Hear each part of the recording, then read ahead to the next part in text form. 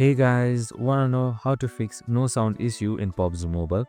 Well, no worries. In this video, I'm going to guide you through a step-by-step process which could help you fix your sound issue. It's super simple, so let's get straight to it. Now, first up, simply head towards settings. So for that, head towards this small arrow icon on the bottom right and then select settings on top. Now, once you've done that, scroll down until you see audio and haptics right here. And once you're there, so make sure on the volume controls, master SFX and much more including voice chat are enabled. So once you've done that, if it still doesn't work, sometimes it could be due to changing your SFX quality as well. So right here there is SFX quality. So if I change my SFX quality from low to high, there could also be chances that some elements or some vehicle sounds might not work. So for that, just simply restart your PUBG Mobile application.